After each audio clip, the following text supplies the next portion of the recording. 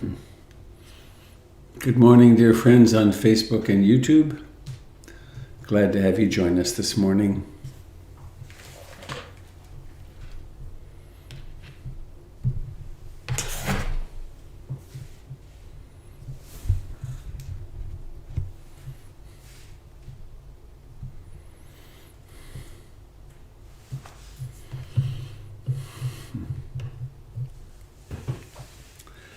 Good morning, dear Dharma friends.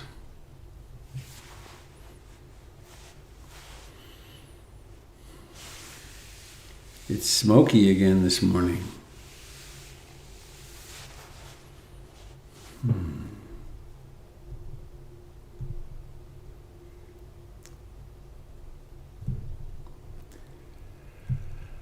Well, I'm Robert Beatty. I'm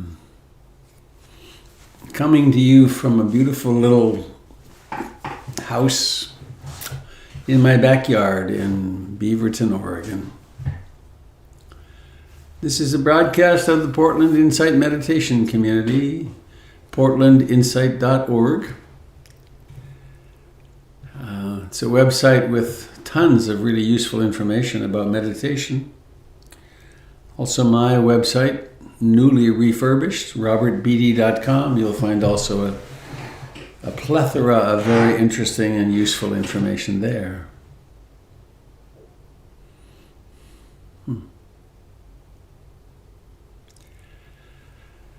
So we have another day of fires and evacuations, and I think I'm going to speak about fear some today. And I received a new poem last night that's quite potent.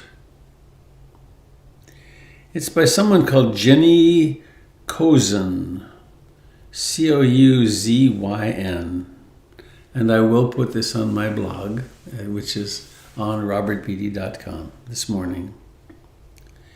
It's called A Death in Winter.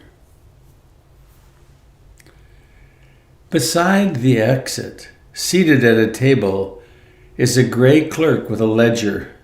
At his feet is a kind of box, a trunk perhaps, a hope chest or a rubbish bin. Cross-legged in the doorway, my friend sits, watching light stream in through the opening. It soaks her in beauty. She has given back her future. In character, neatly folded, she placed it carefully in the box, and the clerk checked it off.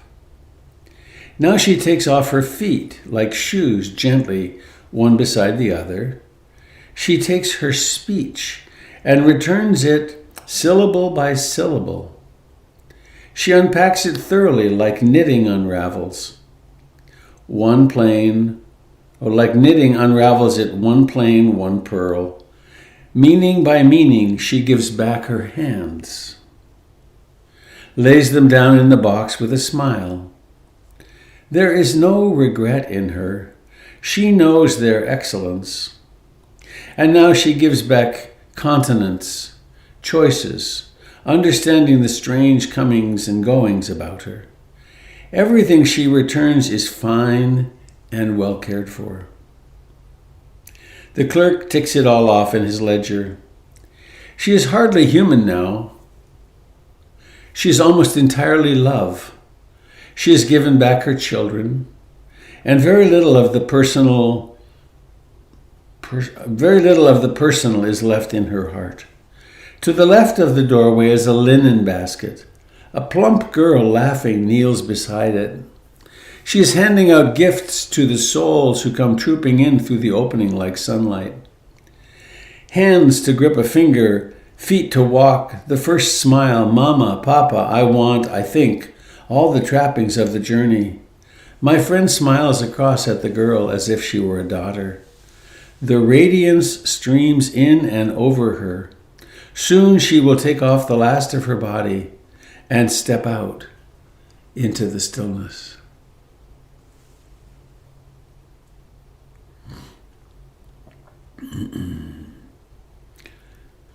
All the world's a stage and all the men and women are merely players. We have these borrowed costumes. A death in winter. Beside the exit, seated at a table, is a gray clerk with a ledger. At his feet, there's a kind of box. A trunk, perhaps, a hope chest, or a rubbish bin. Cross-legged in the doorway, my friend sits watching light stream in through the opening. It soaks her in beauty. She has given back her future. In character, neatly folded, she placed it carefully in the box, and the clerk ticked it off. Now she takes off her feet like shoes, gently one beside the other. She takes her speech and returns it, syllable by syllable. She unpacks it thoughtfully, like knitting unravels it, one plain, one pearl. Meaning by meaning, she gives back her hands. Lays them down in the box with a smile. There is no regret in her. She knows their excellence. And now she gives back continence, choices, understanding the strange comings and goings about her. Everything she returns is fine and cared for. The clerk ticks it all off in his ledger. She is hardly human now. She is almost entirely love. She has given back her children, and very little of her personal is left in her heart. To the left of the doorway is a linen basket. A plump girl laughing kneels beside it. She is handing out gifts to the souls who come trooping in through the opening like sunlight. Hands to grip a finger, feet to walk, the first smile. Mama, Papa, I want, I think. All the trappings of the journey. My friend smiles across at the girl, as if she were a daughter. The radiance streams. You're muted, Robert.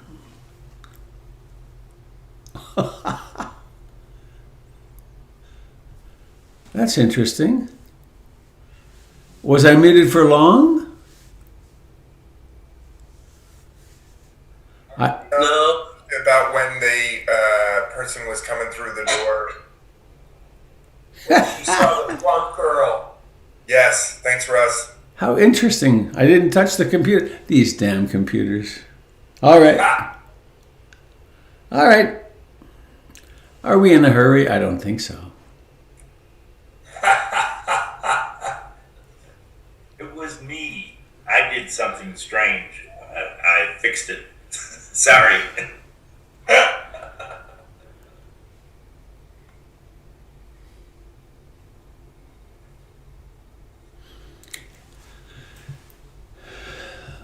Life is like that, isn't it?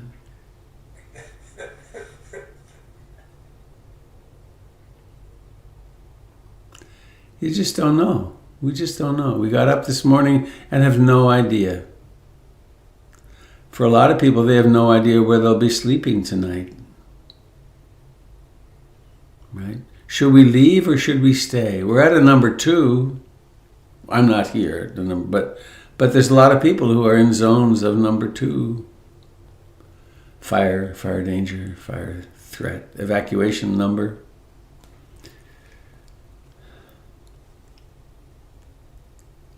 A death in the winter. Beside the exit, seated at a table, is a gray clerk with a ledger. At his feet is a kind of box. A trunk, perhaps, a hope chest, or a rubbish bin. Cross-legged in the doorway, my friend sits, watching light stream in through the opening. It soaks her in beauty.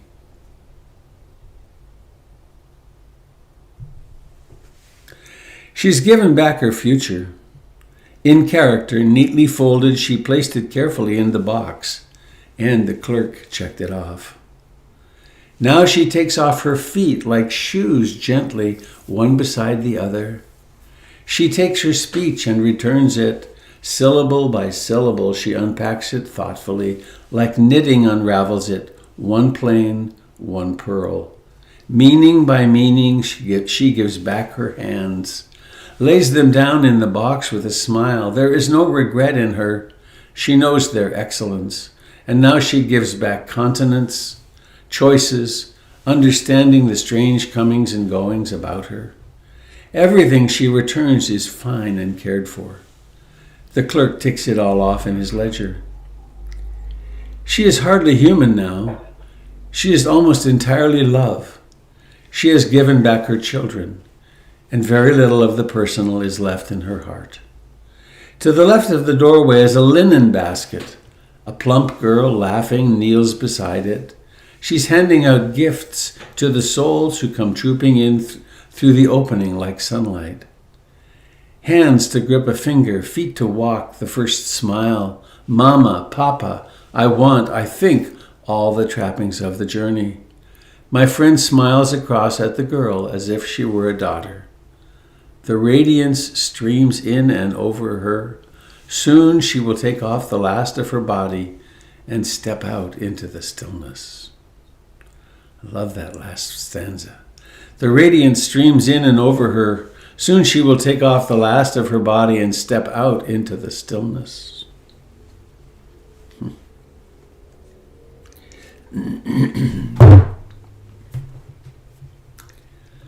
So where should we go for refuge on this day of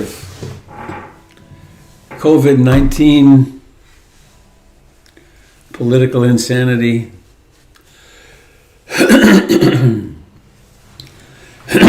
fires at our doorstep?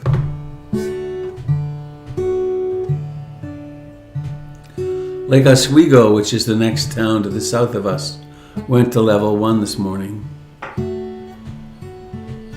It's not likely to get here. There's a river in the way.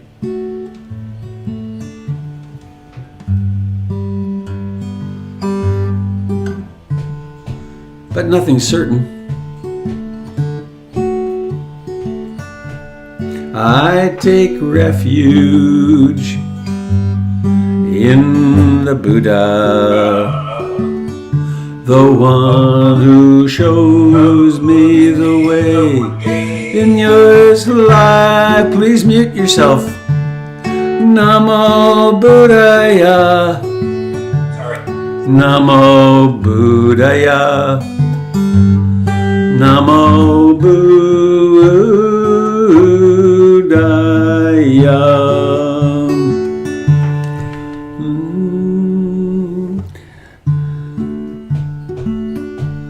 I take refuge in the Dharma, the way of understanding and love.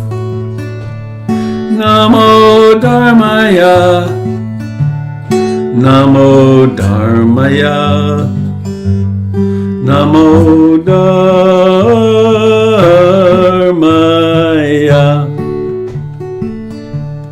I take refuge in the Sangha, the community of mindful harmony. Namo Sangaya, Namo Sangaya, Namo Sangaya.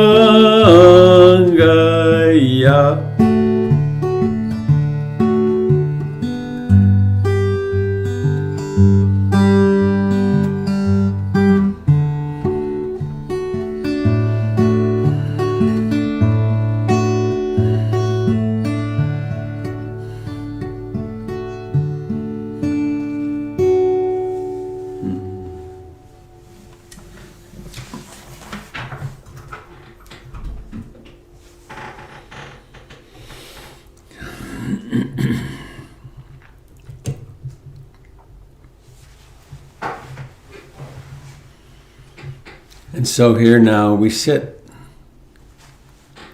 We sit with our borrowed bodies,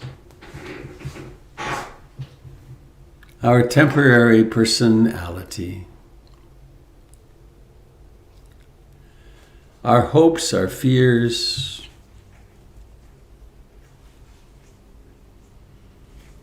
our complicated relationships.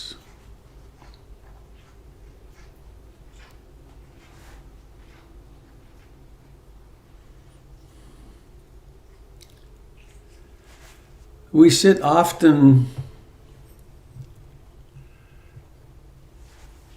hypnotized into believing in the past and the future.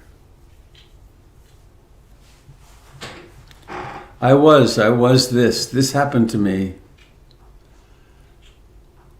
I cherish this resentment because of this thing that happened to me. I'm hypervigilant because of these things that happened to me.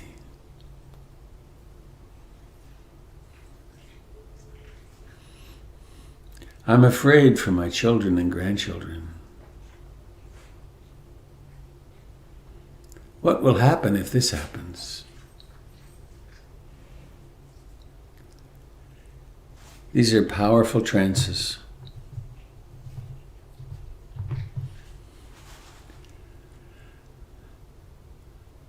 And it's remarkable that the key to freedom from this is always right here. It's miraculous. I think what the Buddha discovered is the most important thing that was ever discovered.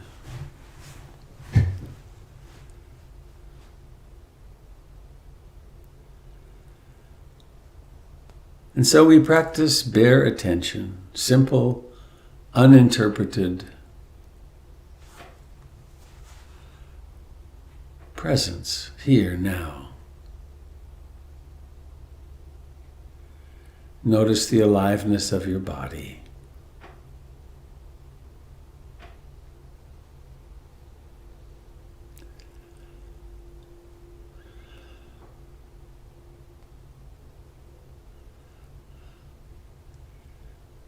There's no need to try to get to have a different body, to be somebody else.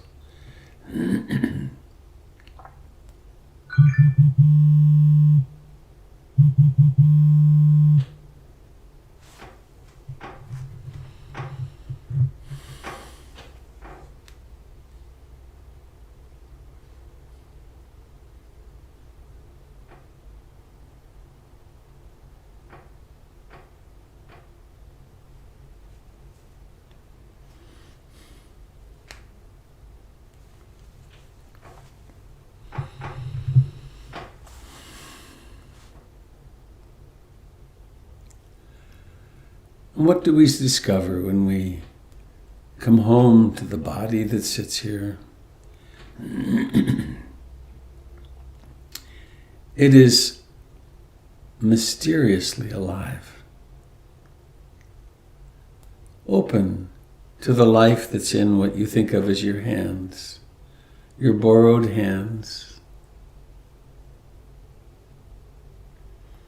Not an image, not a shape, but the actual indescribable sensations.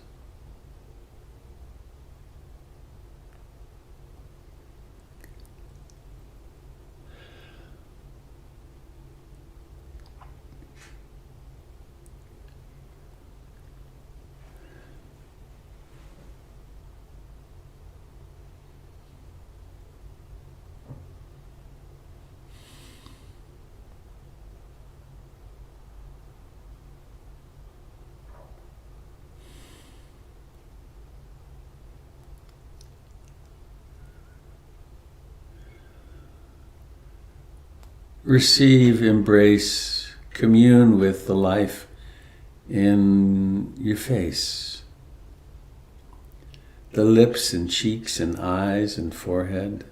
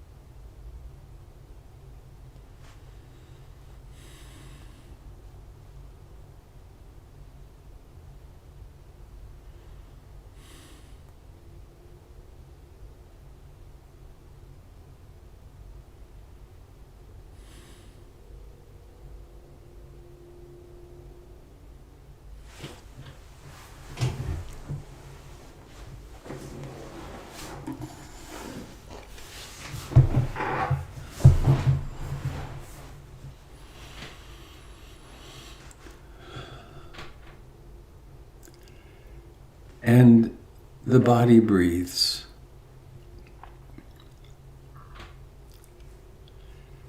It breathes all by itself.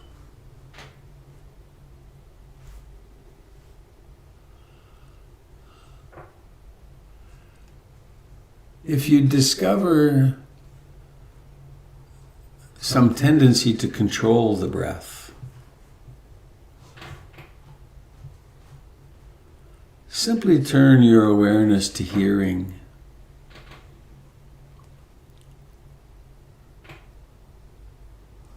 There's no controlling what thoughts or what sounds come to the ears. This voice intermittently.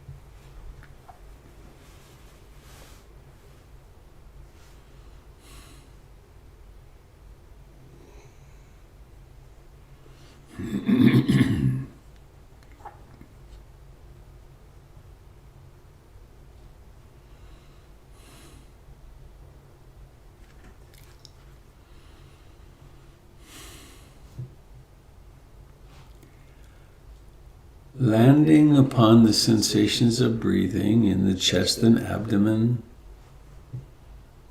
or in the nose, in the nostrils, with the delicacy of a butterfly landing on a flower. This is not about coercion, it's about consciousness.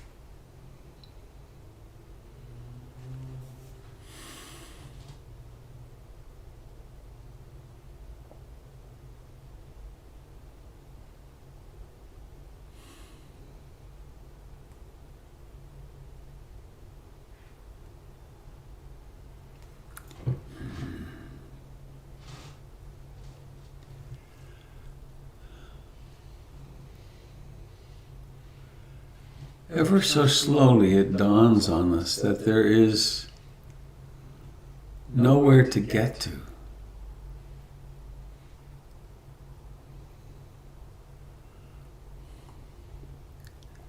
You're already enough.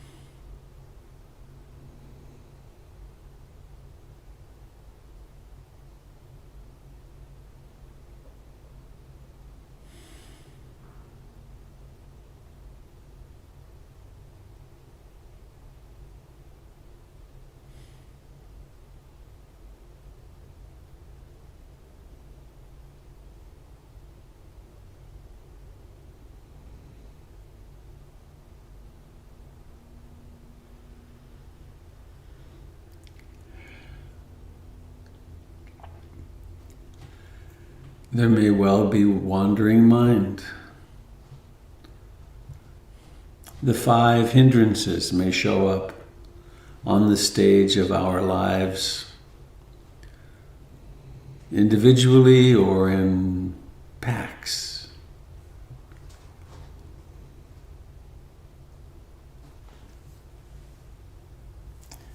There could well be wanting something.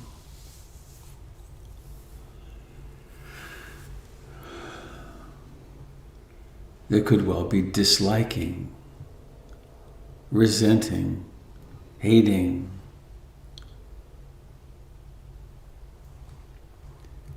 There could well be restlessness, agitation, and worry.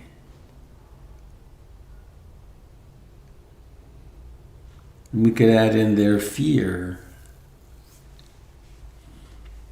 Fear driving these experiences.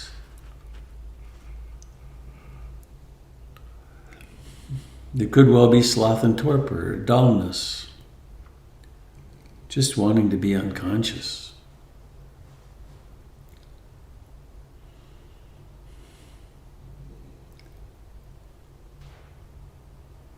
There could well be doubt. With everything bad that's happening, what's the point of sitting here doing this? Shouldn't I be helping somehow?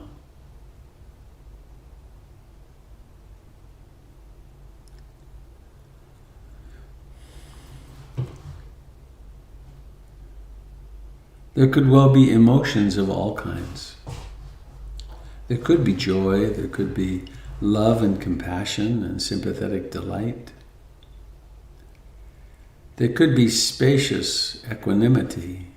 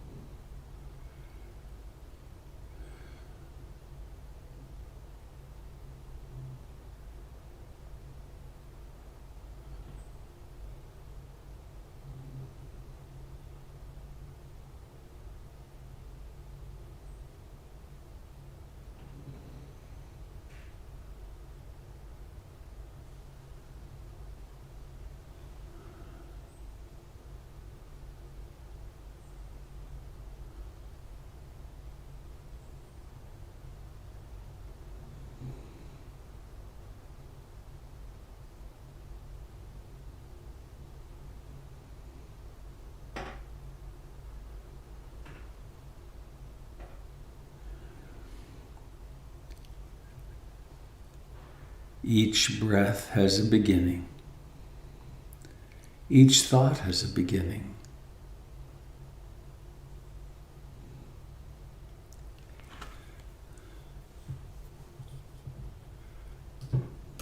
They also have a lifetime, a decline, and then a vanishing.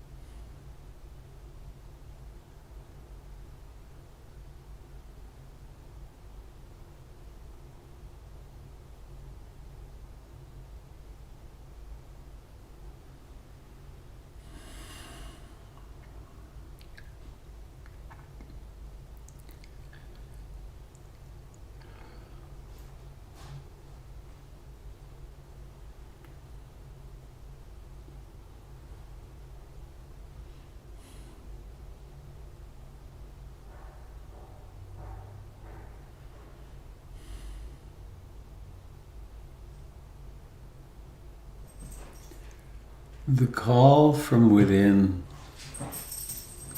is very persistent.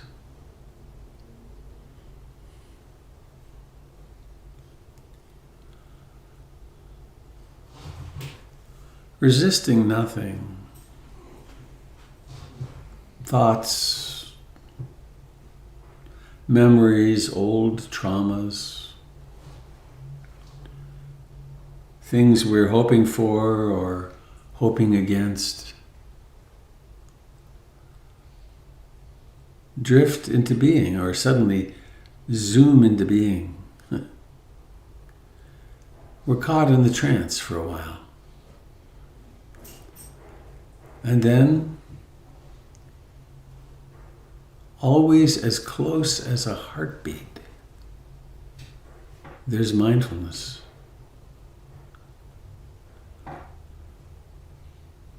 And it has a life of its own, this mindfulness.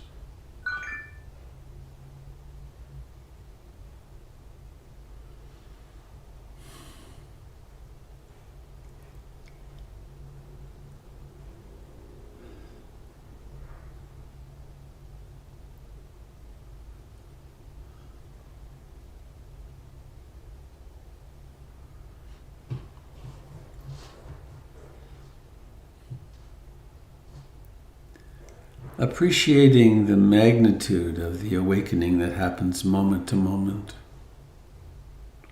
Completely lost in a stream of thoughts, and then suddenly there's knowing it.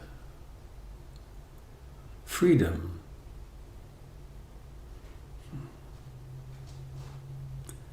The Buddha said that the taste of this practice at the beginning is the taste of freedom. The taste in the middle is the taste of freedom. And the taste at the end is the taste of freedom.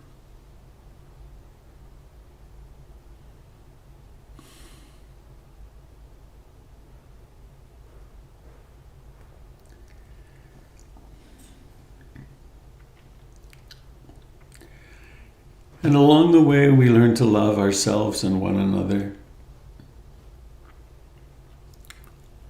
Freedom and love are synonyms.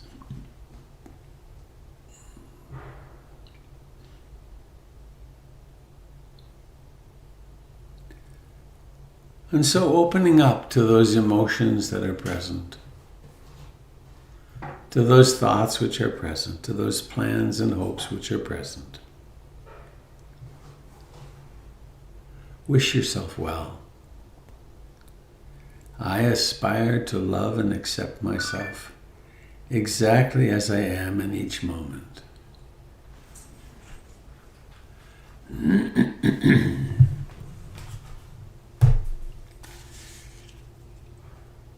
And when I'm hurting, when I discover myself to be hurting somehow or another,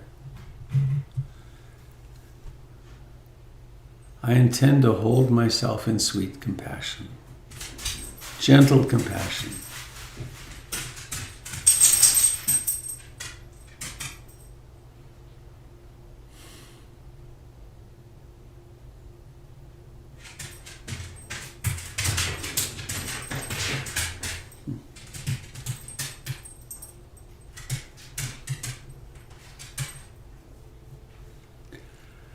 And the same for those whom I meet today. I'll try to remember to wish them well.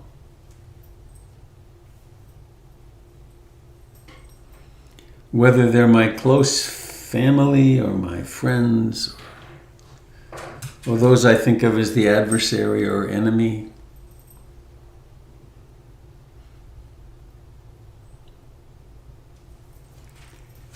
I will do my best to hold them in sweet compassion.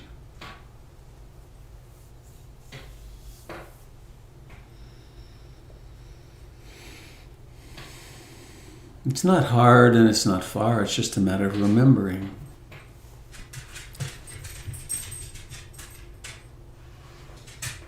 And please now, bringing awareness into the body where it touches the chair. into the life in the hands, the life of the face.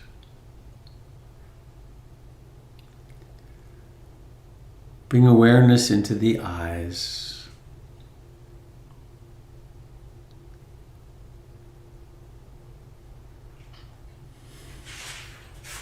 And then forming the intention, planning to open the eyes, and then letting that operationalize until seeing happens.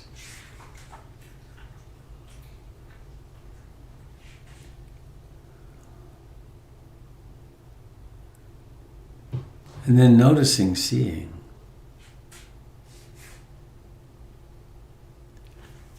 Is it really I am seeing, or is it really seeing? Just seeing.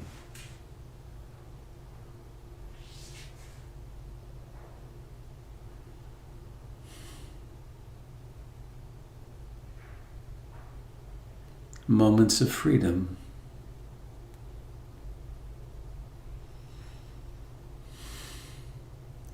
It doesn't mean we don't still have our personality. It doesn't mean that personality isn't anxious sometimes, or angry, or kind. It's just that somehow or another we don't quite take it all so solidly.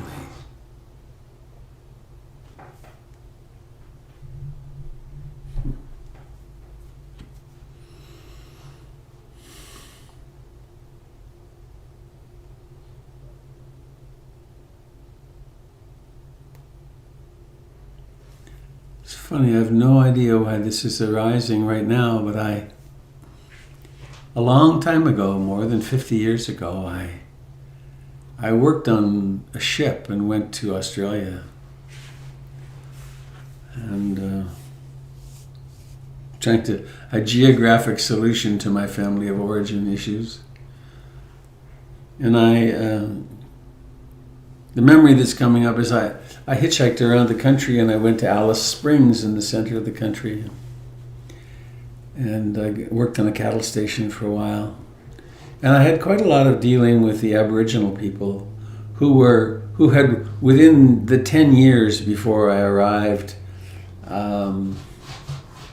their lives had changed radically. And anyway, the image that's coming to mind now, I didn't see this, but I met someone who said he did, which is that they began to show movies in a parking lot or a park somewhere. And that it was the first these Aboriginal people had ever seen of such things.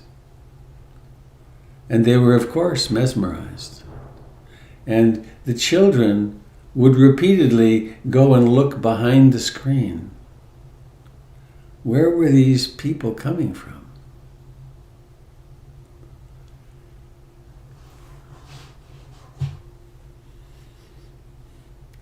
Where did these people that we're seeing come from right now?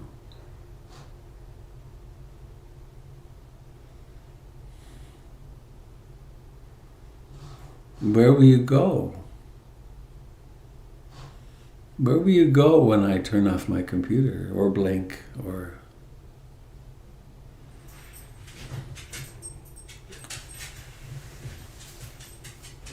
So I want to leave some time for your sharing. I have one announcement this morning, which is this. I hope I can pull it up. Boom. Boom.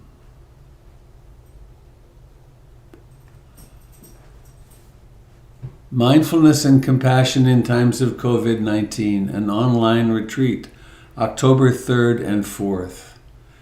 This is a stay-at-home retreat. Clear everything out of your life to the best you can, and stay at home I will be with the group from 9 in the morning till noon, 2 until 5 or 6, and then a loving kindness meditation in the evening on Saturday night, and then Sunday will be 9 to noon and 2 to 6 or 5. It's happening through Hollyhock. It's very reasonably priced. It's $35 for the weekend to register, and then the opportunity to offer Donna for the teachings. The link for that is in the chat, and I will put it in my blog as well. So all the other announcements are as usual. Kate Staples will be teaching this evening, her every Friday night gathering. And Jim, is there anything happening weekend-wise right away? Not this weekend. My Qigong retreat is a week from Saturday. Okay, that's right. And everything else is, but there's a lot of things happening as far as beginning classes in September. So.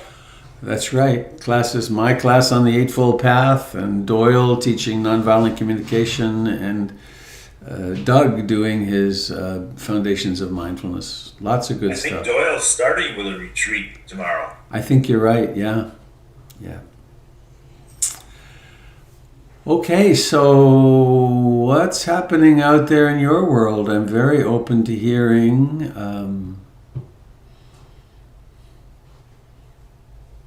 I saw Sarah on there, I think, somewhere. How's it doing down in your neck of the woods? Or not? Hi, Robert. This is Sarah. Hi, Sarah. We're still very, very smoky, but not evacuated. I might have some evacuees coming to stay at my house for a while they figure out what they've already lost their house. So they're figuring out what their next step is.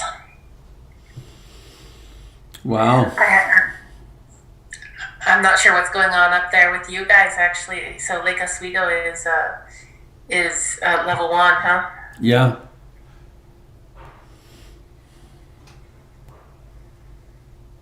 That's crazy that it's so close to the city. It is. Oh, also, Jennifer and I don't know if we're going to be going to Zigzag, because to get to Zigzag, we're planning a getaway for her birthday, Sunday, Monday, Tuesday nights. And but one goes through Sandy to go there, and Sandy is now on a level 2. So that may all go away, in which case I may be teaching Monday, Tuesday, Wednesday, but we will see.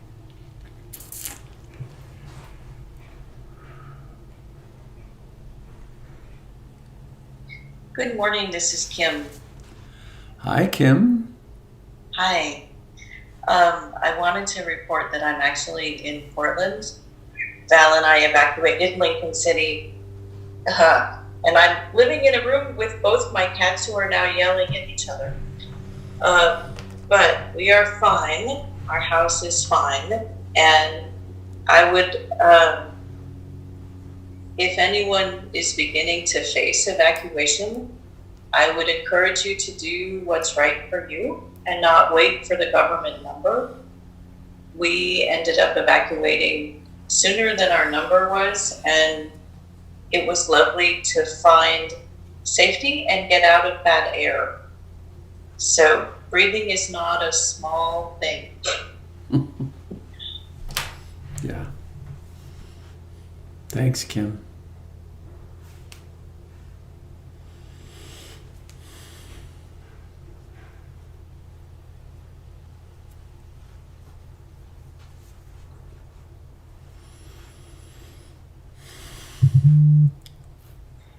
Hey Robert, this is Deb. Hello, Deb. Hi. So I feel like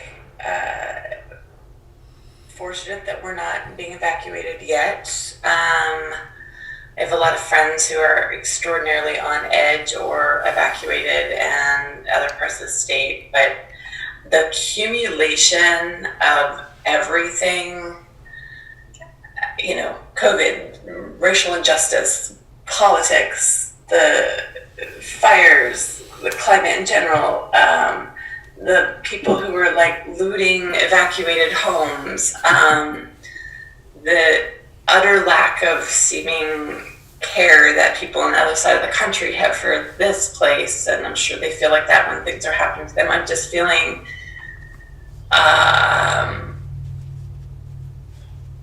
how do we do it? How do we deal with it? And it's feeling really heavy and hard to deal with. And I feel for all those animals in the forest, and like let alone people losing their homes. And it just I'm feeling it all, and it's really heavy. And yeah, I guess that's it.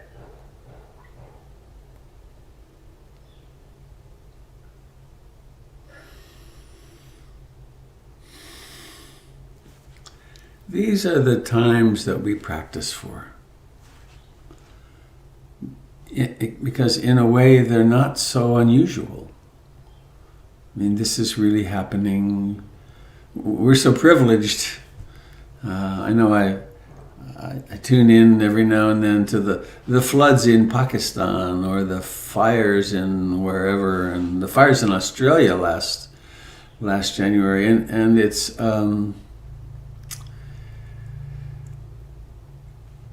so what to do, and the practice of equanimity I'm finding extremely helpful. Equanimity and really being here. Like, and this can sound, it's not, I'm always concerned it will sound callous, but what's happening here? There's no fire here. There's no injustice here. Now, this moment. What is there? Well, there's seeing, and there's hearing, and there's smelling. And then there's this mind, which is conjuring up one catastrophe after another. Or the pain of my children, or my grandchildren, and that's all. What was it? Achan, doesn't matter who said it. He calls this mental proliferation or fabrication. And we can fabricate enough trauma, enough remembered trauma or imagined trauma, that we become really overwhelmed by it. And so that's one of the reasons why practice is so important, at least for a little while each day, to be able to slide out of that and to be with, I'm here. And it's like that poem at the beginning. We're all going to turn in our hands and feet before too long. And this is one tuning of the perceptual capacity. There's another tuning which all the spiritual traditions speak to, in which, and it can sound so Pollyanna-ish, but everything's fine.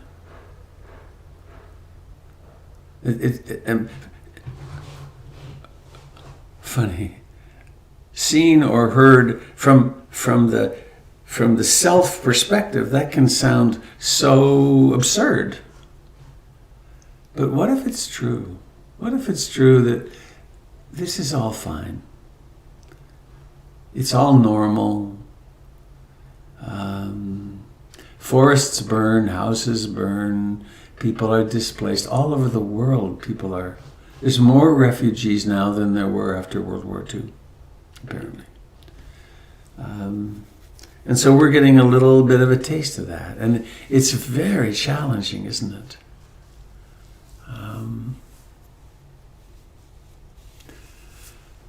So I don't know if that's any help, but I do take I take refuge in the Buddha, Dharma, and Sangha. That to take refuge in old-growth forests or refuge in suburbs that aren't burning, it's just not a safe refuge.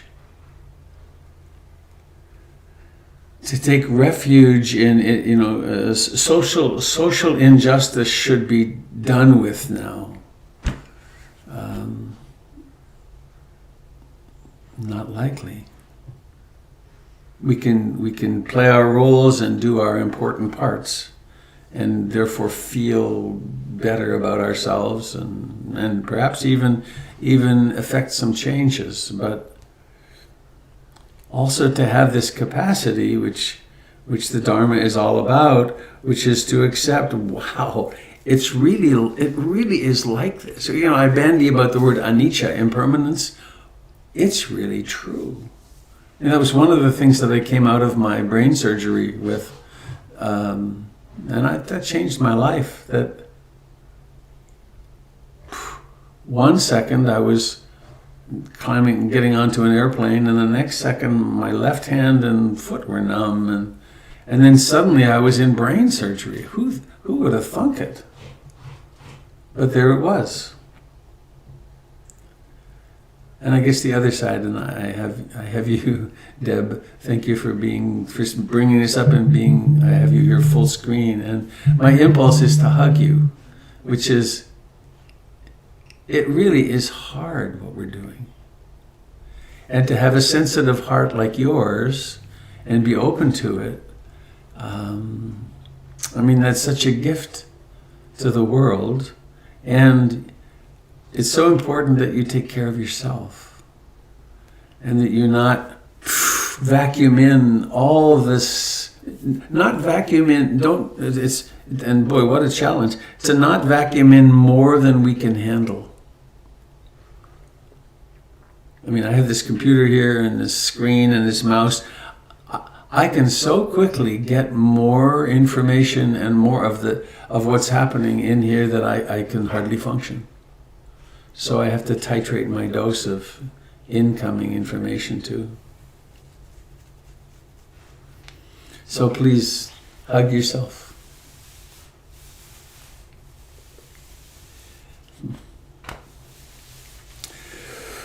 One of the things that a time like this does is also to, if we had any insecurities in our childhood, all those traumatic responses will be set off, and so we're reliving lots of childhood stuff too. And in that way, what a wonderful opportunity to have that come to consciousness so we can metabolize it and then move on. So, thank you. Long answer. I hope that was helpful.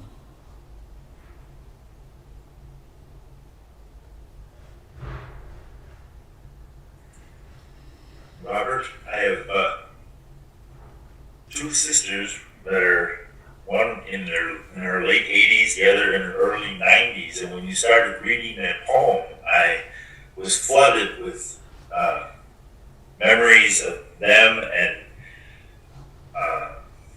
foolish promises I made to be with them in their later years, and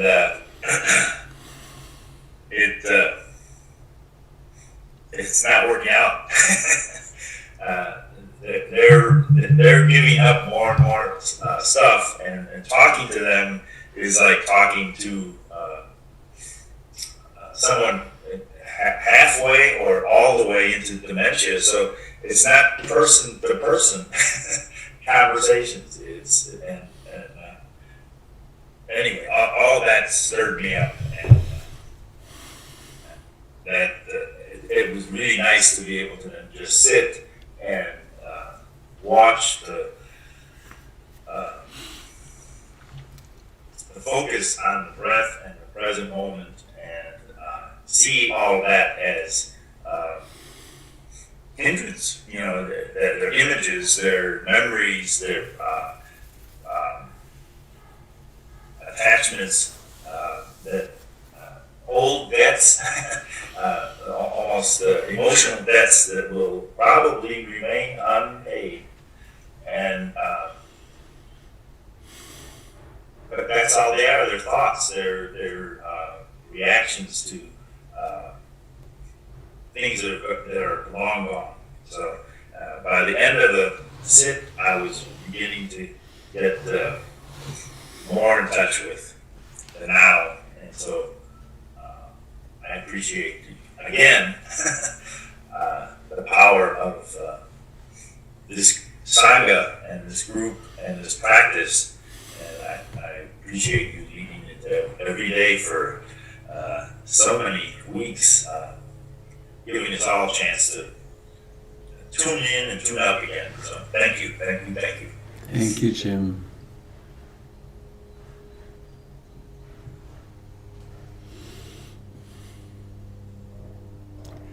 I have another experience I'd like to share with you. It's from a long time ago, 40 years or more. I was on retreat in Santa Cruz. No, I was in San Jose at that point. Anyway, I come from a very, very, very codependent structure in my life, very fused with my mother. In fact, I was her eyes and ears out in the world. I traveled. I wrote my mother 60-page letters from my travels. And one day, anyway, I had hitchhiked to this retreat with my girlfriend, who had then gone off to Wyoming, and most probably she was hooking up with another guy. That was just what was happening. And I was terribly freaked out about it. I mean, I was really freaked out about it. But 10 days or 2 weeks or so, and I would go into those thoughts, and then suddenly I'd be crying and I'd be freaked out, and I'd know what they were doing, and there I was in the backyard of this beautiful place, and I was so anguished by these thoughts. And there came a day, a week, 2, 3 into this retreat, and it's very, very etched in my memory. There was a Chilean jasmine bush, beautiful. Every time I walked around the backyard, it took about 20 minutes for me to do slow walk, maybe longer, around the backyard. I'd come to the Chilean jasmine and it would be so rich and fragrant. And then anyway, a few steps past there, the mind was very calm, really just into the moment, like lifting, moving, placing. At ease. And on the lifting, a thought began of her in Wyoming with this other guy, and this depression, this anguish, this horrible state, which I had lived in for months, maybe years. This always ruminating, always missing something, and anyway, a very bad feeling. It came up, and it was noticed, and it disappeared before my foot hit the ground. And I remember stopping and being kind of stunned, because the paradigm of that etched itself. It was like, wow, this suffering is mind-caused.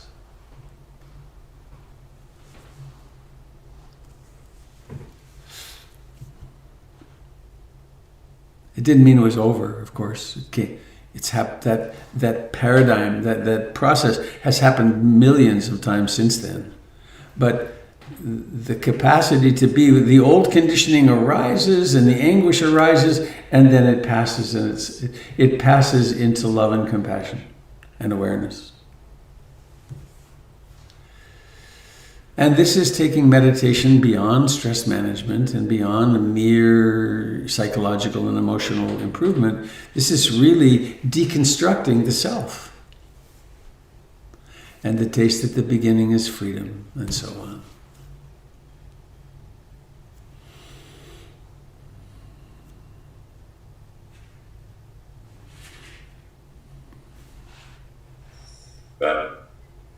It's Tim. Hi. I used to have a friend that would come and visit me, a homeless guy, a philosophical bum, I might say. He kind of lived in a very different world than I did. I lived in an apartment. He would come and visit me. He lived down the street and did an art with. He would come and visit with me. And I would say, "How you doing, JJ?" And he would say, "No wants or warrants, nobody's shooting at us. It's a good day." I said, "Nobody's shooting at us, it's a good day." What was that? kind of what you're talking about, taking refuge in the present.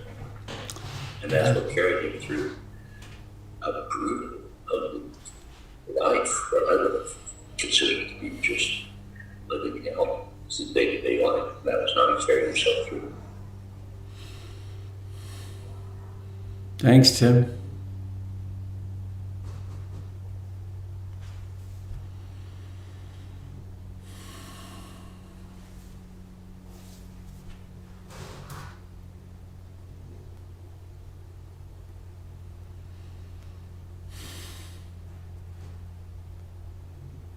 Good morning. This is Rebecca. Hello, Rebecca. Hello, Robert and Sangha. Good to be with you today. I thank you, Deb, for what you shared, and Tim, for what you just shared too. That was a nice. I was thinking as you said that I think it takes a little practice to get to a place of equanimity when you're faced with this kind of tragedy. And I was yesterday, well, even at this very moment, I just have this, it's fear, it's anxiety. Most of my family lives in Clackamas or Marion County, and they have evacuated. I've thought about, I have a friend of a friend who works for the National Weather Service, and he shared a project, at the whole start of the fire season locally, he had shared a projection from the National Weather Service that that it could very well go through our city. And so I try not to dwell on that, but I hold it in my mind as a very real possibility. It's just a few miles away. And so I just keep imagining, what I'm going to take and all those sorts of things. And I think I would love to be in that place of relaxed equanimity, and I just can't get there. And, I definitely don't want to feel like this. I try to focus on the feeling itself and just to notice that it's there and examine it. But, and I'm sure I'm not alone. I mean, this is a very difficult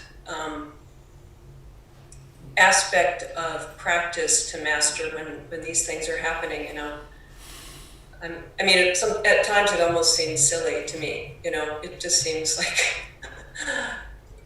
and I guess the other aspect too is that it feels like, I could even deal with, I think I could deal with losing my house in a way. I think sometimes it feels like we have nothing to come back to. Like our earth is, like those carbon sequestering trees are just gone. And the smoke is producing more CO2 in the air, and there are the forces that are resolved to change the policies and to try to correct this we're just up against a wall. And so there's my other, futuristic negative fears. So I just had to put that out there. I hope I didn't bum anybody out, but it's very difficult. Thanks, Rebecca. I don't think I don't think equanimity means that we don't have all of our usual feelings and reactions and that we can be overwhelmed. It's that there's some way we're actually accepting even of that. Yesterday I was just sitting here for a while, and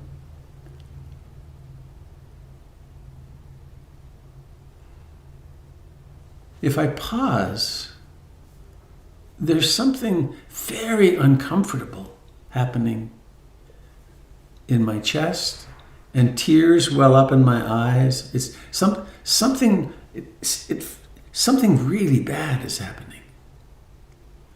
And I could then turn and go into that and become all embroiled in that, or I could just realize that's kind of the background. That's what's happening. And how shall I live my life with that? And I could turn toward it, and that could be very important and essential. It's the work of psychotherapy is to turn toward that. Or I could also realize, there's this other tuning in which part of me is still frightened, freaked out. But there's this other tuning which is, yes, this too I can accept. This too, this part of this upsetness is normal for human beings. This is what we do. At the same time as being sure, Jen and I were talking last night, there's a particular file, it's about this thick, that really she did it. We did it somewhat together, but we have our ducks in a row with our documents that must go. And so we were talking about where that is, and that's the first thing we would take. That and the computers, I suppose. So, thank you for sharing. It's scary. Yeah. It's so smoky out there. Yeah. I have a date to go to the zoo with my son and grandkids, but I don't think it makes any sense to go out and be traveling around the zoo in this. Now here's the sadness. It's just, I heard someone. Yeah, it's Dave. Hello, Dave. You said something the other day, working with someone else, I can't remember who, or the specific situation, but you were talking about she was having fears for a family member or something like that. And what you said to her was, to find comfort in the fact that you're not alone, that there are other people out there who are fearing for their children. And that really resonated for me, because I'm one of my focuses is to really feel the being part of something larger. And there was an article I think it was the New York Times this last weekend. Tom Hanks wrote an article, was very vividly describing America just going into World War II, and the upheaval and the tumult and the uncertainty and the world order being overthrown and life being turned on its head. And it just hit me, this is that. This happens. We've actually been blessed for the last 50 years with an unusual amount of stability and serenity that may well be the unusual part, and that in the larger context, this is what it's like. And this has really helped me deal with it. Just taking that article just helped me, right, this is part of the larger picture. Thanks, David. Yeah.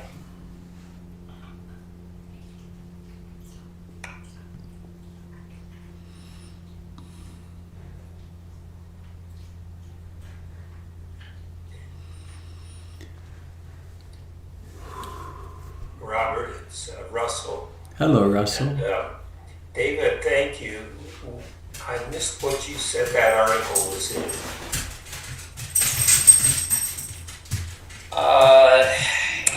I believe it was the New York Times, Sunday Times. I can do a quick search right now and see if I can find it for you. Well, thank you. I can do that too. I just wanted to mention that the air quality in Vancouver, where I live, I don't know what it is on your side of the river, where you are, Robert, but over here is hazardous, and it says basically stay in your house. Yeah. There's a very nice little app. It's not even an app, it's a website called airnow.gov. And you can go there and put in your zip code and get an instant reading on the air quality. And I've been very impressed by it. It's Thanks. very easy to use. Yeah.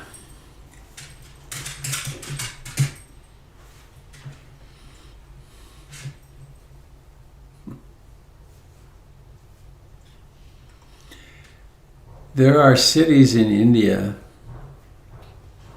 and actually it's been 20 years ago, the last time I was in Kathmandu, the air was like this all the time. You couldn't see more than 3 or 4 blocks because of the pollution in the air. mean,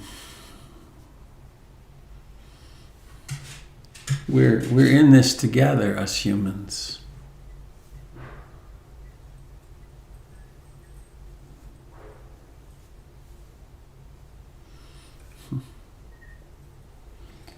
And Buddha is down here at my left. As far as he's concerned, everything's fine. Everything's fine. My dad's patting me.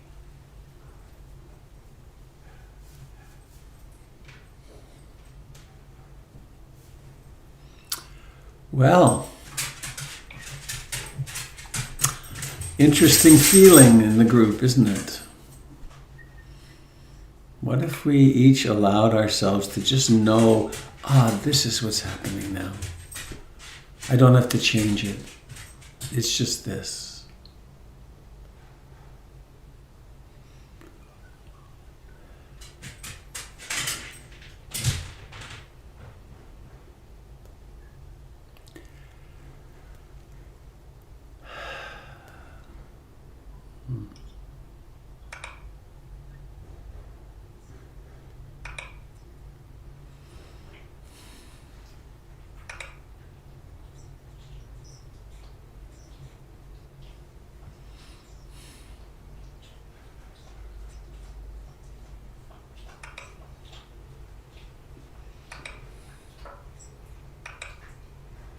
Oops.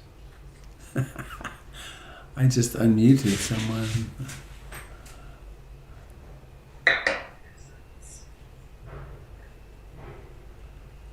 Well, perhaps it's time to head off into our day. What do you think?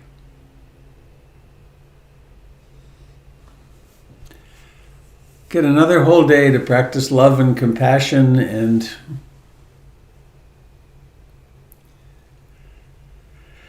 how is it that I face adversity?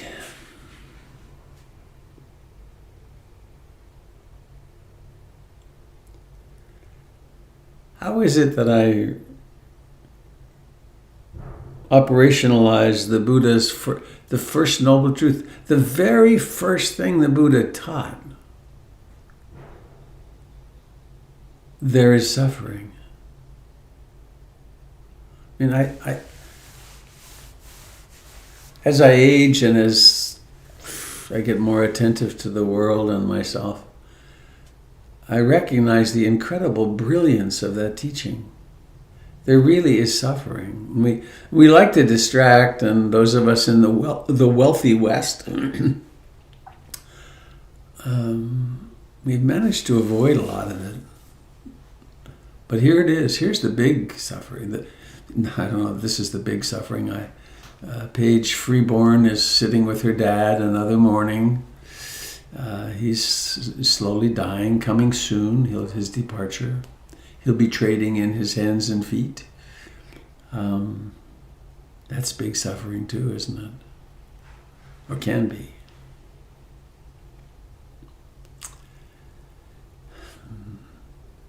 So, let's go out on a song. And I will see you soon, either Monday, Tuesday, Wednesday, or not, but soon. And Jim will be probably teaching on Monday, and then Candle, and then Gregory.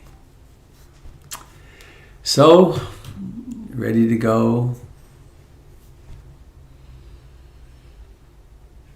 Thank you for sharing that vulnerability of heart, Deb. That was very important for me, and I think for all of us.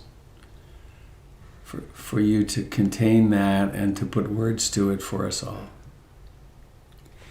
May all beings be happy.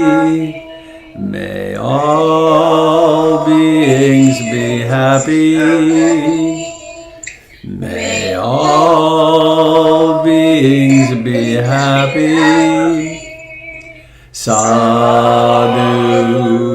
sadhu, sadhu.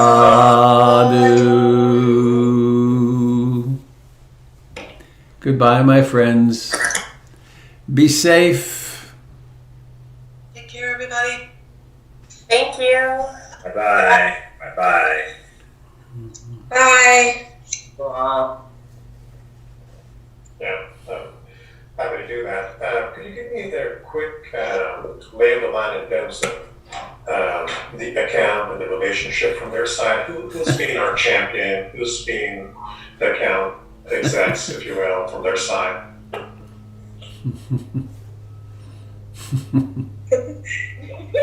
I'm eavesdropping. I know, right? That's why I stick around. Do you remember, Like answering him. what was that movie? Being John Malkovich?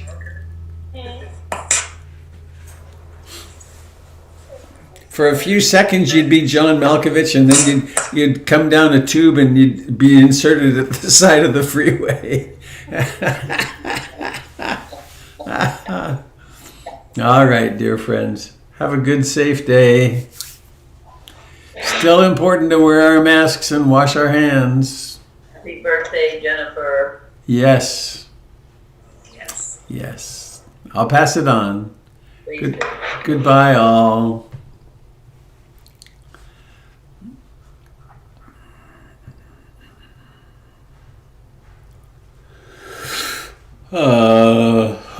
Goodbye, friends on YouTube and Facebook.